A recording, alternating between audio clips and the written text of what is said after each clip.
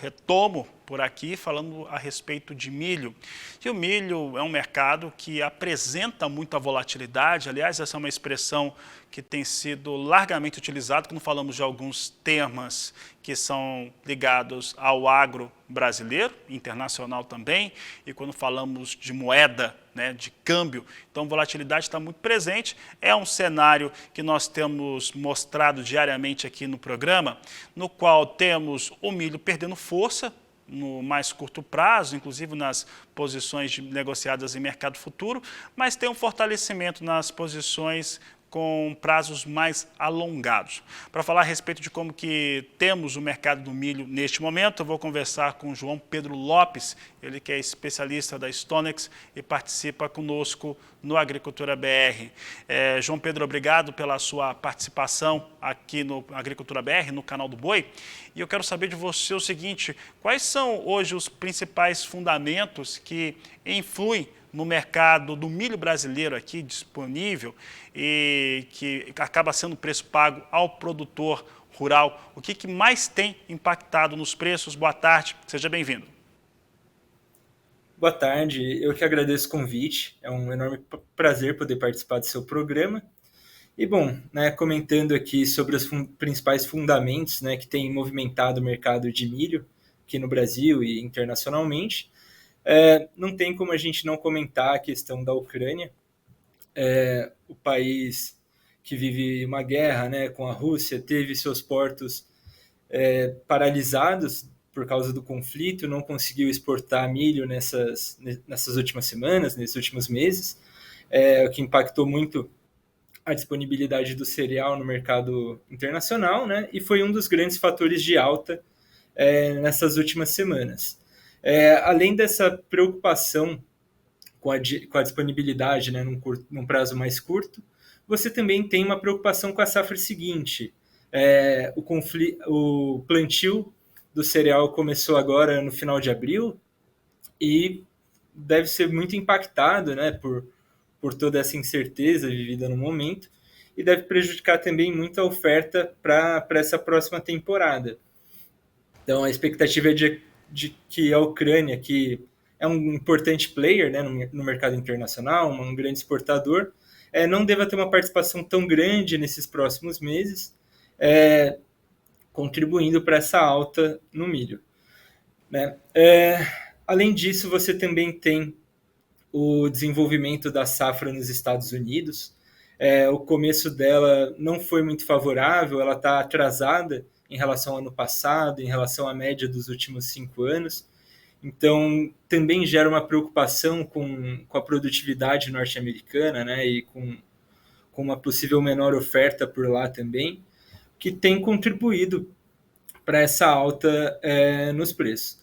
No Brasil, o preço ele se manteve um pouco menos volátil que se comparado com a Bolsa de Chicago, por exemplo. Os preços na B3 têm se mantido num patamar aí ao redor de 98, 90, por volta de 98.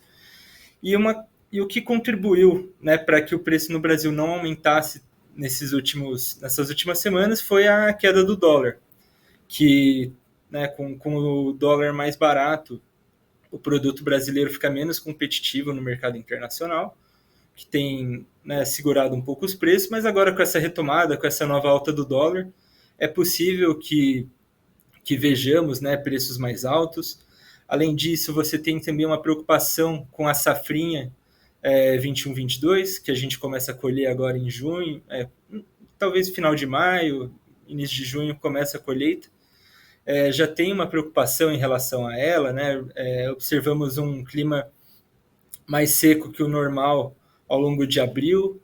Para maio, as perspectivas também não são tão positivas, então é possível que tenha uma oferta um pouco menor do que o que era esperado anteriormente e ajude também a dar sustentação aos preços do milho e contribuir para toda essa oscilação que a gente vem observando nas últimas semanas. João Pedro, você lembrou bem, né, a respeito do atraso na semeadura nos Estados Unidos, que realmente é histórico, né, já começa a ser cada vez mais marcante. E na próxima semana, no dia 12, na quinta-feira, nós teremos o Departamento americano trazendo o seu relatório de oferta e demanda. E ali nós teremos, de certo modo, uma confirmação das ocupações diárias nos Estados Unidos com soja e com milho. Ao final de março, uma pesquisa feita pelo departamento e divulgada trazia uma intenção de elevar a área de soja, né? E seria um outro fator histórico, uma área de soja crescendo sobre a de milho. Entretanto, as pontuações de mercado, principalmente em relação a preço, e aquele valor, né, que normalmente se usa nos Estados Unidos, do preço da soja ter que ser 2,3 vezes maior, até alguns dizem até 2,5 vezes maior que o do milho, para se compensar investir mais em soja do que em milho. A diferença está bem abaixo dessa frequência. Você acredita que esse relatório pode trazer uma área de milho maior do que aquela que foi prevista ao final do mês de março, que foi divulgado, e trazer outras mudanças para o cenário internacional do cereal? Eu acredito que sim. Essa pesquisa de intenções de plantio, grande parte dela foi realizada em um período anterior ao início do conflito da Ucrânia, né? Então, ela não conseguiu captar totalmente a escalada dos preços do milho, né? Tá certo, no período tanto a soja quanto o milho avançaram, mas o milho avançou proporcionalmente maior, que contribuiu para talvez aumentar o interesse dos produtores americanos em plantar o milho, né? Então, acredito sim que nessa estimativa de maio o USDA possa trazer alguma revisão, trazer uma área de milho maior, né? Justamente por não ter captado esse aumento tão forte, né? Observado recentemente. E além disso, é legal comentar que os Estados Unidos, né, é famoso por gostar de plantar milho, né? O produtor americano gosta de plantar milho. Às vezes, por mais que essa relação não esteja tão favorável ao cereal, por tradição, por história, assim, eles costumam não deixar tão de lado o plantio do milho. Muito bem, João Pedro. João Pedro, agora falando um pouco mais aqui do Brasil, nós estamos no desenvolvimento da segunda safra, mesmo com algumas questões climáticas que podem influir de maneira negativa sobre a produtividade brasileira. Ainda assim, estamos caminhando, né, pelo menos até agora, estamos caminhando para uma segunda safra recorde no país. Com essa segunda safra sendo recorde confirmada, como que devemos ter o abastecimento nacional, principalmente estoques de passagem, e como que ele deve influir nos preços aqui no país, principalmente ao final do ano de 2022? Tá certo.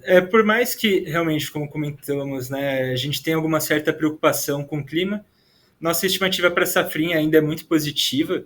A Stonex divulgou seu novo número, né, no começo desse mês de maio. A gente estimou uma produção de 88,1 milhões de toneladas, é uma produção recorde. E isso deve sim